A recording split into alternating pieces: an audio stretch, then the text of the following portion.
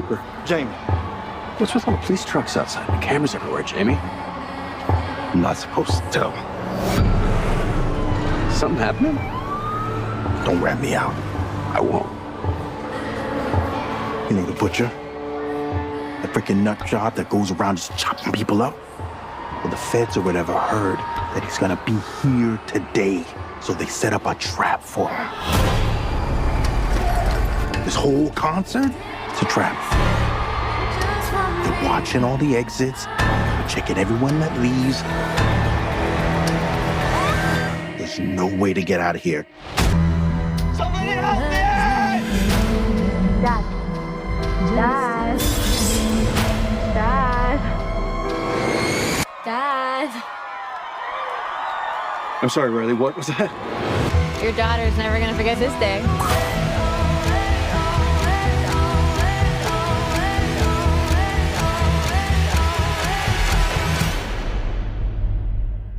You're kind of dope, right?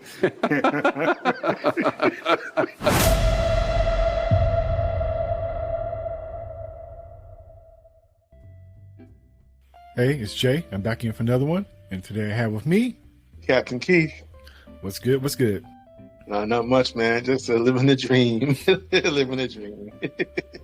Hey, so we're going to do like a little catch up. It's funny. You were hitting me up about something and we got the discussion territory. So I figured that was going to be a good 2 or 3 hour conversation on the phone. So I figured let's jump on the recorders. We just seen M. Night's new movie, Trap. Yeah.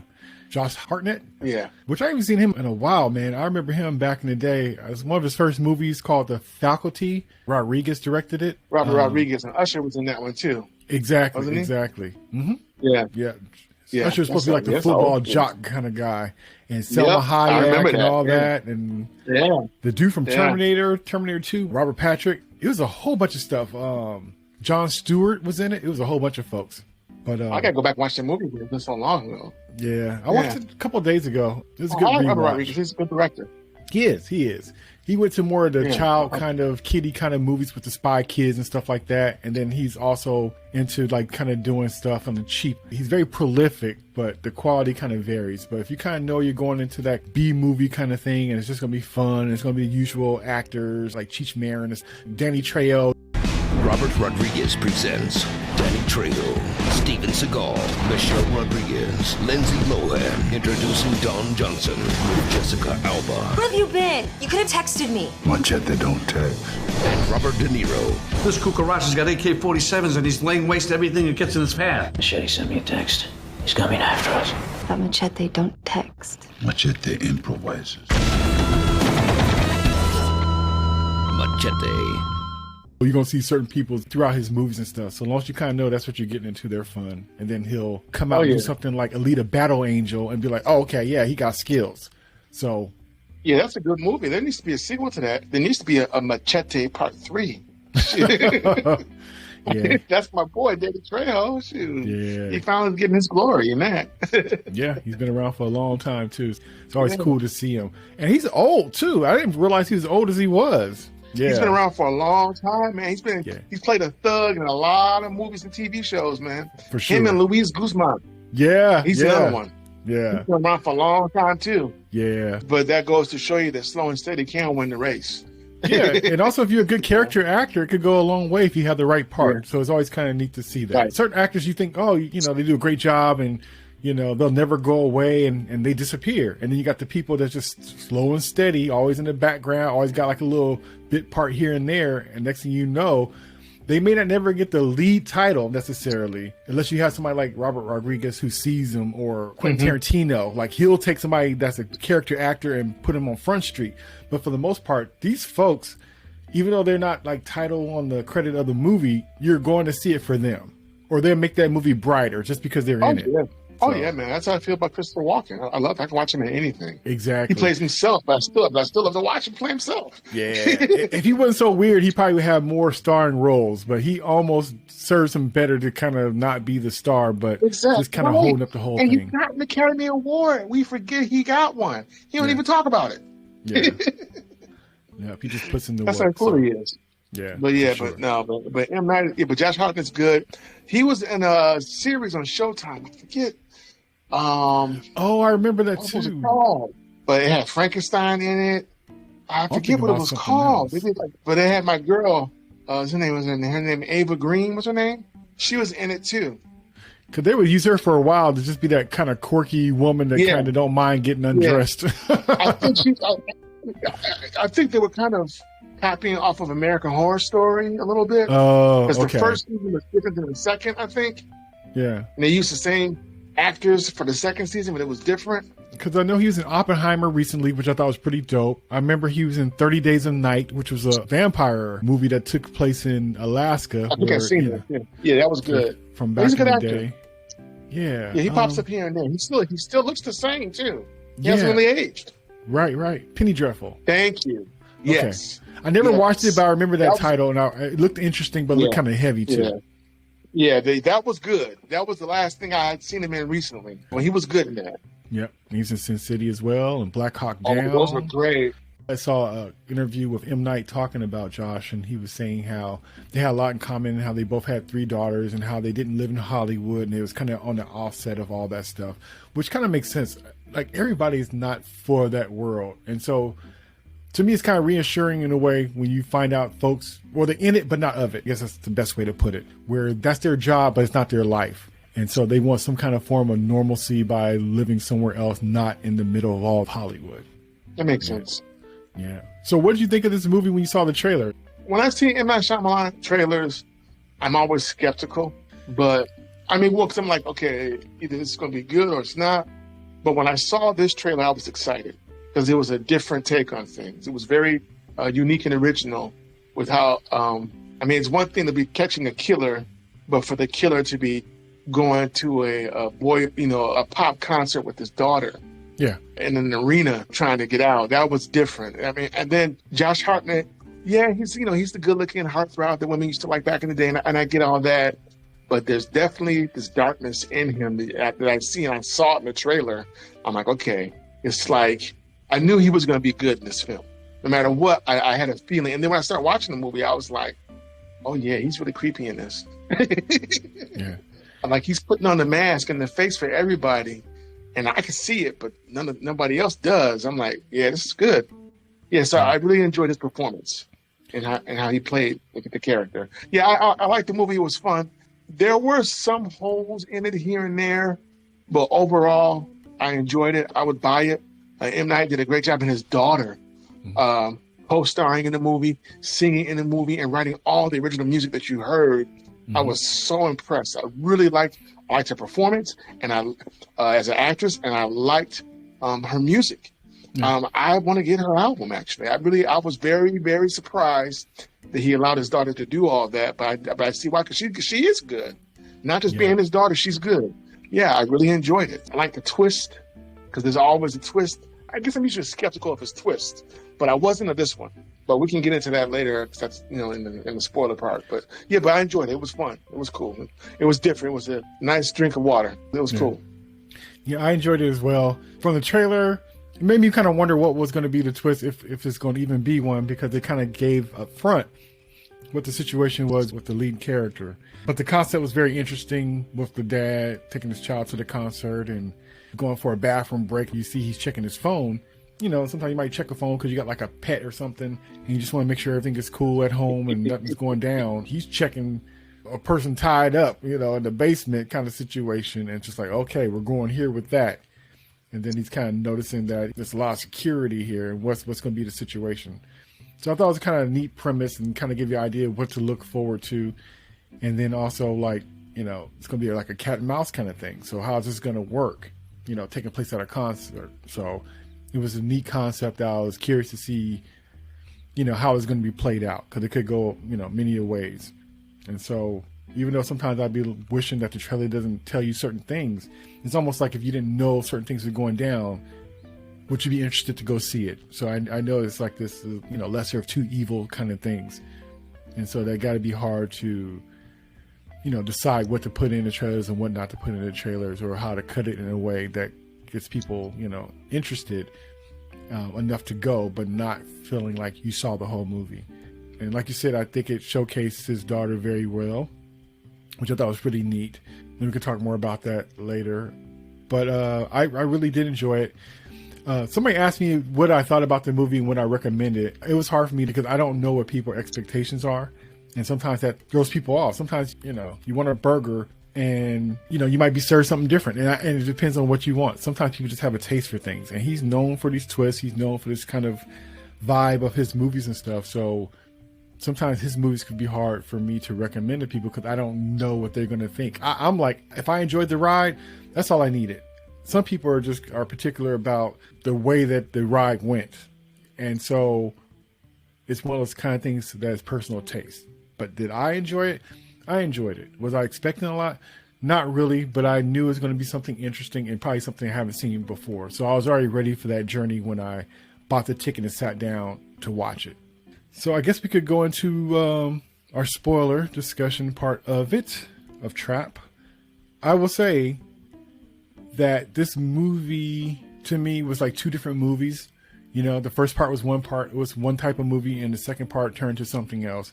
I was kind of fine with both of them, but it was neat that on the trailer they did not give you the second half with how things kind of played out. As far as like you think it's just going to be in the concert and him trying to get out of the situation and him being kind of slick and working the way out and getting information, or kind of going into the lion den in a way and figuring his way out, because it really showed his thought process and how he handled stuff. That was pretty interesting.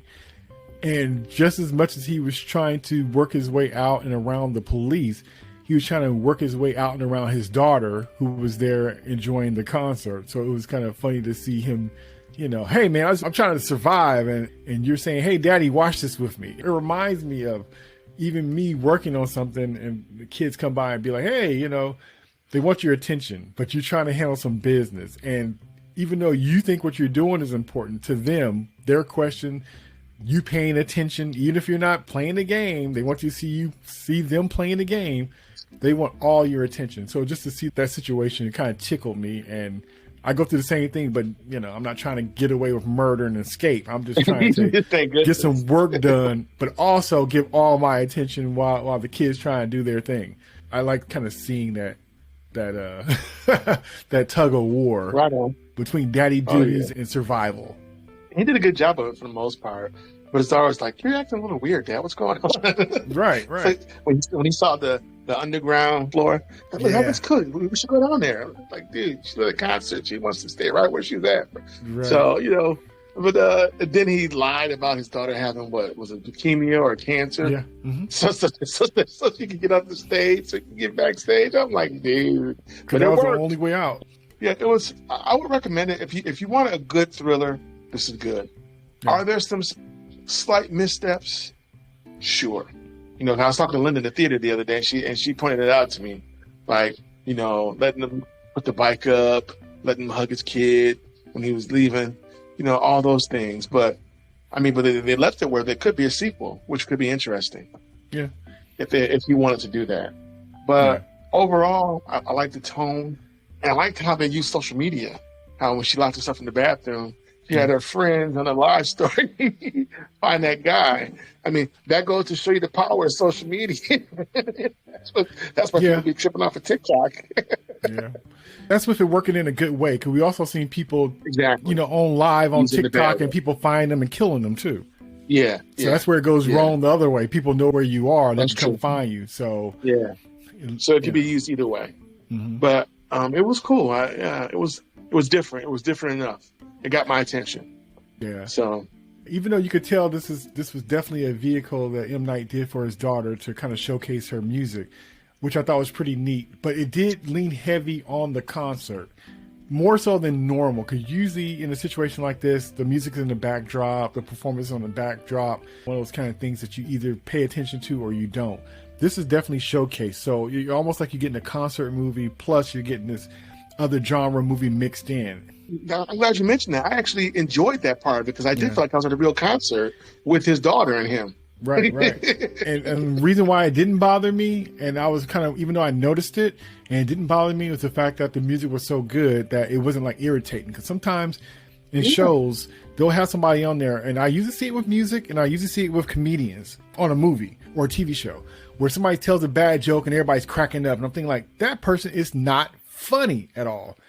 Or somebody is, at a concert, or you hear some music and they perform and everybody cheering and stuff. I'm like, that song wasn't no good. Like that doesn't sound like a real hit. We have too many hits we hear in real life for them to have fake hits on movies and TV shows and people cheering for it not to stand out because it's not good. It's like, no, that wouldn't work in real life. That song wouldn't work in real life. So this is one of the few times I saw a movie that's supposed to have popular music that people like in it actually be good and be like, yeah, I'm like at a concert too, and I don't mind this music. This would be almost like a situation where I would go see a concert. This young girl, Salika, would have been opening for somebody else, and I saw her and I'm like, this kid's pretty good. This kid got talent. Yep. Versus like, please let this be over. It was definitely good. Right. And I was like, I was impressed. So he did good by his daughter for showcasing he really did. her talent. And she did a great job by coming up with 14 songs and really kind of putting it together. And not like, my daddy's the director, so I'm going to do whatever. Or her doing average music and he's just blowing smoke saying, hey, baby, you're a star and this, that. She really stepped it up for the occasion. Even if I didn't see this movie and I would hear this like on Alice or on some radio station or something like that, I'll probably give it a listen. I wouldn't turn away. Yeah. I'll be like, oh, this is interesting. Is the soundtrack available for Trap? Because if it is, I will pick it up. I believe so. She did 14 songs just for the soundtrack. So now, is this the same daughter that did Watchers or a different daughter? This is the oldest daughter, I believe. Different daughter. He has 3 daughters. This is a different daughter. I like to see he's sharing the love. He's spreading it. That's nice. All right. They're keeping it in the family. And nothing wrong. Hey, and especially if you got it, why not? If you can do it, go for it. Why not do the layup for your loved ones? And the thing is like, hey, if you have it available to do, their part is just to do great work. Chops. Yeah. Yeah. So I think that's cool. He's provided a nice legacy, a creative legacy. So that's awesome. Yeah. But yeah, it was Josh did a good job. The lady who played his wife, I forget her name. She's also in Star Trek Picard. Yeah, I saw her name. She's very different. Yes. But she was great as his wife. Oh, because at first you're just like, okay, that's his plain Jane mom next door wife. But then when he comes back to the house and he figures out, wait a minute, how did this happen? Yeah. And she's like, you came home smelling like chloroform one day, or a cleaning solution. I never smelled it before. It was different. We lied to our neighbors so easily. And it all just started kind of adding up. And I was like, oh, snap. She's the snitch. And she was like, you thought I was cheating, right? I said, yeah, I followed you. I found your other apartment. And my thing is, and we were talking about this, I'm like, if you suspect something going on with your significant other, then don't be letting your kids be alone with them. Don't you be alone with them. You make up an excuse. You make up a fight. You leave that house. You stay with a friend or family member and get out that house. Because if you thought enough to lay a trap just to find out, to confirm, if your suspicions is that far along, then that's enough to be like, protect yourself and don't have yourself in a situation possibly that could go wrong. But for the sake of the movie and the entertainment of it, then yeah, that was fine. Just like he kept disappearing and getting out of situations. And even though we didn't see exactly how he did it, it was kind of like, hey, you're not going to always see how the magician does his trick, but just know that it's plausible. Like if this is going on, you could duck and dodge and get out of certain situations. Yes, indeed. So yeah, so she did a good job. She was great. I was very impressed. And even when we got to that scene, I'm just like, okay, is this a trap? Is she setting him up? Were they expecting him to come back? I mean, was she in on it with the authority? I mean, is she in on it with the authorities right now? Because by the time they caught her, it was like they were waiting on them. And Haley Mills from Parent Trap. Yep. It was good to see her. Yeah. It's nice to know she's still alive. Yeah. I thought it was gonna be some kind of setup where she's gonna try to be his mom or something, because she knew how he thought and he's gonna try this and that. So I was thinking like she almost got like a mom insight kind of thing. So that's why I was kind of wondering if that's why, because usually you don't have the lead agent or profiler being so old and so involved. It definitely felt personal. So I was kind of wondering if it was some kind of thing where she was kind of related to him or something going on. Now him having visions of his mama, him talking to his mama, that was creepy. That was, first you see the silhouette and then he's talking to her. Classic Psycho 101. Right. Like, okay. All right. Because his wife's looking like, who's he talking to? So question, this is the part that kind of got me, and I was kind of like, I understand they wanted to go further with the story and stuff, but I kind of didn't care for it in a way because it was asking for a lot. So it goes from Sulika being, you know, the star of the stage and the music and the concert and stuff, but then it turns into almost like Scooby-Doo Mysteries or Josie and the Pussycats performing, but they're detectives by night. It felt like that kind of thing. So she went from stage to, hey, jeepers, there's a murder and we're going to solve it by night. So it turned into that. It turned into like, okay, now as pampered as stars are, like, okay, she's in a secluded place coming to the venue to perform. They got a fake person that comes out. They got armed guards. They kind of cover her just walking from the limo to the back of the building. So if you're doing all that for that, oh, they gonna let you go out there and fight crime with a potential murderer? You know what I mean? And I know she's trying to take it upon herself to help out, but it seems like it just went from overprotecting, from walking where nobody had access, to going to somebody's whole house and walking into situations with a potential problem, even riding in the car with a potential problem, because she knew what was up, because everybody kind of talked about it, and just kind of being the center of the situation, kind of figuring it out. And it's figured out because it's kind of brought to her, which is fine. But this whole thing where she's going to make this happen, she's going to take it into her own hands to, you know, get the phone and discover what's going on and to give clues and to send the folks out to save the person, all this stuff, that was a lot. I mean, I get that, I guess, but that also made the story unique. Yeah, it did. Because they were obvious. I mean, he had been playing the cat and mouse game all day throughout the whole film. Yeah. And it went from him playing cat and mouse with the police to playing it with her. Yes, true. So, and I think he had some respect for her too, because, you know, he thought he was in control and she started changing the rules on him. Right. So, you know, he was agitated, but he was also kind of fascinated. Like, what's she doing? Yeah. Okay, I'll play along. Yeah. You know, so that was a part of it too. Like, yeah. All right. So what you going to do to my house? That's what I felt by watching it too. I was kind of like, oh, she's gonna, you know, call his bluff. Like, oh, okay, well, yeah. And once again, so, and I shouldn't say I'm always skeptical when I see M.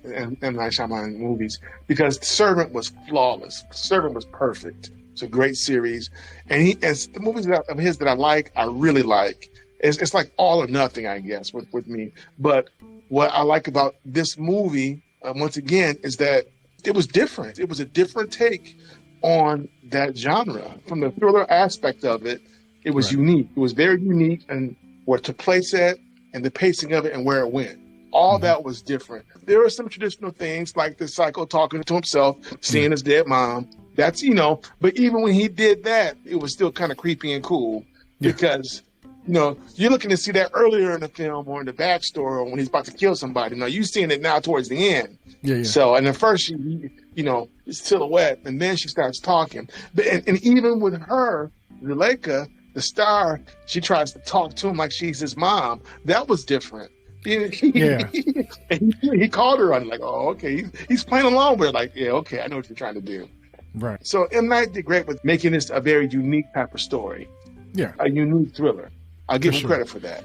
For sure. It's definitely a throwback kind of thing too. And I think with that throwback kind of feel of it, that you kind of got to be forgiven in a way. It's not supposed to have the same kind of logic as one of these new shows that are so locked in tight that every little thing means something, and they kind of break down and explain. Everything's kind of like a logic kind of base. Like this, you try to go this way, it's a block, so you logically got to do this.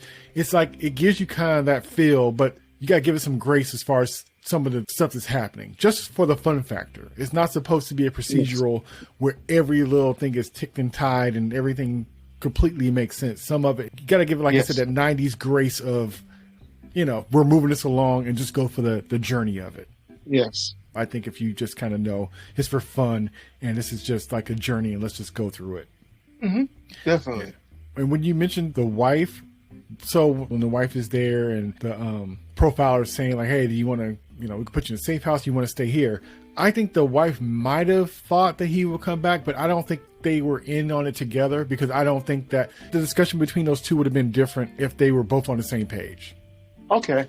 Because she poisoned him, right, with the dessert. Because she found his bag with his giddy up ready kit. Ouch. You know, he had the torture tools and the drugs in that bag. And he's like, you found my bag. So I thought it was kind of cool. And even though it was a simple detail, which I thought was pretty neat, how he said it's almost like he gave a timer to her. Like, this piece of pie that you're giving me, like this goodbye pie, it's going to take me about 5 bites, and then we're going to have a problem. And so he's sitting up there taking these big old swaps of pie and whoop, and then talking and whoop, and we're just kind of watching, counting down the the pieces of pie that he's eating, because that's going to be the end of his wife. Because he's warning her. Yeah, he's going to kill her, but he's still warning her. It's like he loves her, but I got to kill you. It's so twisted. Yeah. But, and that's why she should never have played with him in the first place. And if he should suspected, she should just was upfront about it. And because there's other ways to catch a bad guy without threatening hundreds of people in a close quarter place. But the thing is, so often guys like him pick subordinates, for spouses, for mates, and and it's not just serial killers. I mean, a lot of men, Walter seeks his own level, and he thought that. I got the feeling with his character, he always felt like he was the smartest guy in the room. Yes. And he definitely thought that he was smarter than his wife. But what we found out watching this movie, and when we started to see more about his wife, she's not stupid. She's clever too. Right, but it worked the same way it always kind of worked in that situation. She wasn't like trying to spoil a murder mystery. She was trying to find out if her husband was cheating. And so all the time that she spends with him, she's around him enough for him to have things that she would expect to see from him or not to see from him. So I think that proximity made it where she would notice that kind of thing. But I think that, from the way she was saying it, she's really thinking that he was cheating and trying to find out where is he spending this extra attention with that wasn't her. She wasn't expecting to dig and to find that. Right. At that point, yeah. Being a serial killer. You're talking about your life and home being destroyed, man. If a extra relationship ain't gonna do that, being a murderer definitely will be. Yeah. It's funny, right before I saw this movie, I ended up watching Serial Mom. I ended up watching that recently. Yeah, with Captain Turner. So seeing the mom side and then seeing the dad side, it was kind of funny because I wasn't intending on. I think when I saw Serial Mom about a week or so ago, I wasn't planning on seeing or even realizing that Trap was about to come out, or how similar it was, where it was this dual personality kind of thing, like, oh, I don't even swear, or I don't even blah, blah, blah. And then she's calling people, cursing and making obscene phone calls and stuff, or murdering people because, they wore white after Labor Day and stuff like that. So to me, it kind of felt like that too, which was kind of neat. Yeah. Yeah, that was a very dark horror film. It was interesting. But yeah, she was clever, like I said, with the whole found the bag, because I'm just thinking, oh, he's about to kill her, or they're about to come in and save her. I didn't realize, oh no. She over there eating, and you over there telling her what you're gonna do to her, and she's like, yeah, okay, whatever, dude. Keep eating. Yeah. With a straight face too. Right. It was very cool. Like I said, it was fun. It was different. And then also thinking about it too, you could be right. They could have both known, and maybe they thought that he was already in the house watching them, and maybe she pretended to leave and act like, okay. Yeah. Because it was a weird call to be like, to think like, I want to stay home. Yeah. After something like that. But also too, if they did catch him, would you think that he would be coming back? You would thought he was arrested and gone, right? So logically, you think if somebody's arrested in the back of a paddy wagon, that they won't circle back to come home. So I don't know. That's an underground tunnel he had too. So yeah, that's crazy. He definitely the smartest guy in the room, I guess, and it was just kind of interesting. I think that guy that was selling the shirts, I think he was a nice, funny character. Oh yeah. Yeah, that was a pretty good delivery system of information, which was kind of fun, and he had the reaction that most people would if you found out you were next to somebody famous or infamous, and be like, hey, I sat next to that guy on the bus, or I had a conversation with him, or I was next in line with him when we got coffee. Because really, when he was talking about the butcher, he was almost talking like he was a fan of the butcher anyway. So I thought it was kind of funny how he was pretty hyped about the whole thing, which I thought was kind of interesting, especially for us to be hype about something like that. I don't think that we think that's cute. No, we don't. So I thought that to me, it kind of stood out. So I understand for the movie purposes, and to have a character featured like that has a fun character that gets to be kind of like, an integral part of the story. I thought that part was cool. But do I think that we would feel that way about it and be excited about it and a fan of that? I don't think so. No, but what was cool though is I think that Josh Hartnett's character liked him because he told him the truth, and you know he could kind of tell the guy was kind of a bit of a fan. Well, who else is gonna walk around showing that? And you showing it to the star himself. You know, you showing it to the killer. Right. And when he went to the back room, I'm like, oh, he's gonna kill him. You know, like they kept talking, and then he gave him a shirt. Like he kept his word to the killer. Yeah. And he's like, well, how much do I owe you? Don't worry about it. Yeah. I think he liked him even more because he did that for him. It reminds me of when the Joker killed that dude in front of the small person, and the small person was all afraid, and he was trying to leave. He's like, "Go ahead, you can go. You're always nice to me." Right. So it's always fascinating when you see the glimpse of kindness from these murderers. Right, and it just goes to show you that people are always watching. They pay attention, and the deeds you do can save your life or take it. Yes. So be careful how you move. Exactly. So I felt like he liked, the brother behind the t-shirts because he let him know what's going on, and he promised him a shirt for his daughter. Yeah. And he delivered. And he didn't even charge him. Right. So. Right. And then he also gave him the code word. He also gave him the key pass unknowingly. And here we go again. You know, when you're a nice white guy with a family, no one really suspects you. Right. And he did a good job of playing normal and crazy at the same time. You could see in his eyes, his little tics and stuff he had, and the microaggressions. You know, it was pretty brilliant to see that. You know, it could have been played campy or over exaggerated, but it was these subtleties of like, you can tell if it's just frustration from being a dad or being at a show you don't want to be at, or just all the people. You know, he may not be a people person, so he's in this crowd of young kids. Matter of fact, it was interesting too with the friend of the mother, the friend's parent that he run into at the show. Yeah. And you can tell the daughters are having their ways about things, and they're playing these games where, you know, they're mean to his daughter, and then they went to the concert and left her, didn't invite her. So being a good dad, he takes her to the concert and gives them better seats than her friends that are mean to her. So all that little stuff, like I was watching this on many levels of just recognizing a lot of this stuff from just, you know, family politics and you know, and with kids' friends and their kids' friends' parents and the stuff they go through. It covered a lot. It did. Oh, and when she was on stage dancing with the friend's daughter's mom, the mean girls were beating up on her mama. They were arguing. They were sick with it. I was crying. They were jealous and angry. Right. And then she was like, you know, I'm done with you. You know, she got mad at her daughter, like, you're spoiled. It's not my fault she was up there. Watch you see stuff like that on TV shows and movies. I always thought it was really exaggerated. But, you know, eventually I saw in real life that kids be like that. And it always trips me out, that kind of disrespect or just the kind of attitudes that kids walk around and get. Especially, not only that, but the fact that they're usually doing that in a place where they should be grateful. So you don't see them doing that like they're in trouble at the doctor's office or whatever. It's like they're at this expensive Disneyland, or they're at the, you know, at this restaurant, or it's something that the parents is doing for the kids, and the kids are cutting up. It's not like the parents are dragging the kids to something where they don't want to be. It's like they're actually spending money and time for this child, and this child had the nerve to cut up when they already in a blessed situation where they should just pretty much take it and be grateful. You never, like I said, it's just funny to see that, like, they're cutting up, but they're cutting up where you already spent hundreds of dollars, or you spent a lot of time to make this happen for them. And that's what they're upset about, versus like upset because you didn't go anywhere. You are somewhere. Somebody really went out their way for you, and then you're cutting up. So unfortunately, that's a real thing. And it always gets me. It shocks me when I see it. But well, especially with the younger generation. I like to think that, you know, the generation you and I are from, that wasn't really happening in our families. Well, you're going to get lumped up, and you're going to go home early. You already know. You're getting both. You have to fool at someone else's house? But your parents find out, it's a wrap. Time to go. Get your stuff. Time to go. Yeah, you're going to get walk out slowly, and yep, exactly. And everybody like, bye.